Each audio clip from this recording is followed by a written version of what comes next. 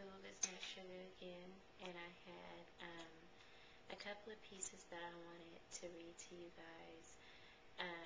One of them I wanted to get into a little dialogue about, and one of them it was just for fun. I guess I'll start with the just for fun one first. That one is called Yummy in the Tummy. And it goes like this. Sweet sprinkles of sun shine down on my face as I think of how it will feel the next time we embrace. Tastes like chocolate candy every time I lick my lips as I envision the first time you touch my hips. Drops of fruity rain melting my skin as I start to tremble feeling you come within. Upside down pineapples, the flavor you crave, using licorice whips if you don't behave. Cherry, lemonade, and you and I in the tub making dessert fantasies as we make love.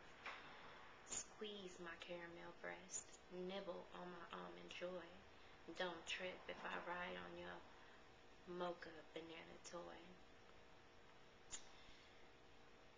Please believe me, boo. Honey drips from my hive as you lick on my candy apple, nice and slow from behind.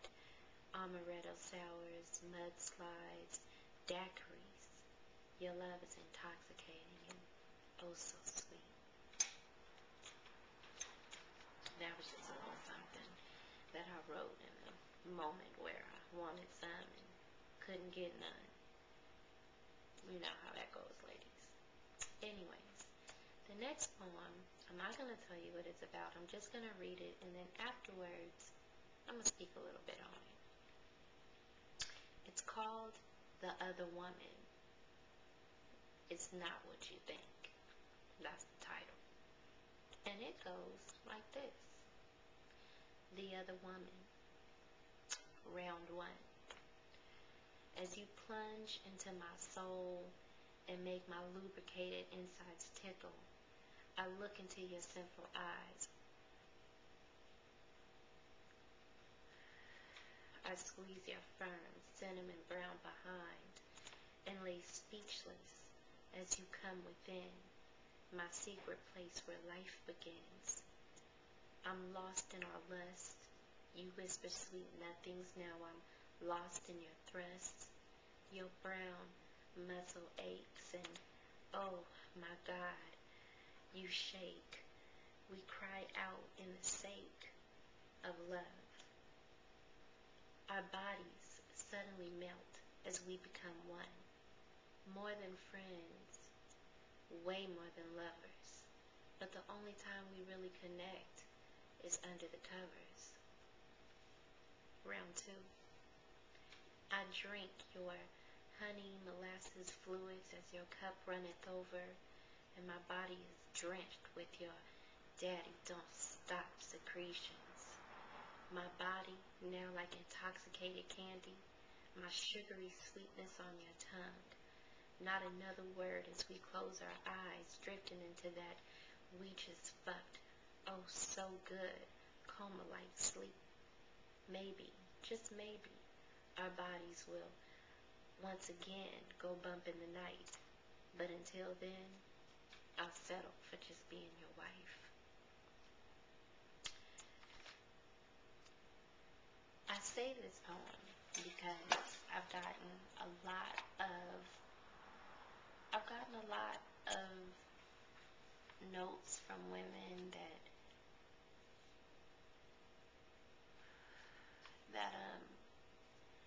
they feel like they have to be the woman that they are out in the streets. They have to feel like they have to be that woman when they're in the bed with their lover. And I think what a lot of you women don't understand is that that's how you lose your mate. Is that you put this persona on that you have to be this classy woman at all times. And sometimes getting just grimy, nasty, dirty in the bedroom is what keeps those sparks alive. I'm talking role play. I'm talking you a nasty bitch while you tugging on my hair from behind, and the spanking and the multiple positions and the everything about making love and having sex and fucking. Sometimes that has to take place. And even if you have to remove yourself from the girlfriend to now being the other woman, you know, meet up in a hotel room and call each other different names and wear different hairstyles or different clothes and act it out. Bring that spice back into your relationship that once made you guys fall in love with each other in the first place. And sure, sex is not everything in a relationship. It is a big ass percentage. And if anybody says differently, they're lying or their relationship is not working. And so I just want to encourage you ladies to take that extra step outward to be your woman's fantasy. Be your lover's fantasy. There's nothing wrong with giving in to some things that you might not even be that into. There's some things that I might not be that into, but if my woman puts it on the table and I'm looking at her face and I see how excited she is about it and I can hear it in her voice, you must, please, it's going to go down. Because I'm not ever going to give another woman the opportunity to bring something to the table that I wouldn't do. That my woman was courageous enough to come to me and tell me that that's what she likes. And I'm going to let the next bitch do it. That is not going to happen. Whatever my baby wants is what my baby gets. Because trust me, whatever I want, she gives it to me. And I think if a lot of women would take that approach instead of feeling like you're lesbians, and so there's only so much within the lesbian intimate acts that you can do, there's so much more to it. And I think a lot of women that go from being straight to being with women, they look at lesbian sex as only simply eating pussy. And there's so much more to it. And once you realize how much more there is to it and you engage in it and you fall in love with that aspect of being a lesbian, your relationship will blossom. You will never leave your partner wanting or needing for more and going out seeking it from somebody else.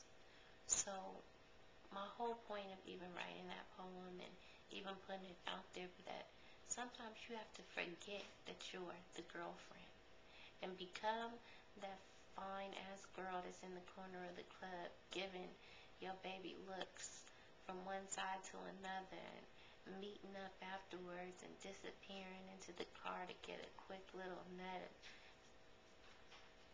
I might be going a little too far with it, but let's just keep it real.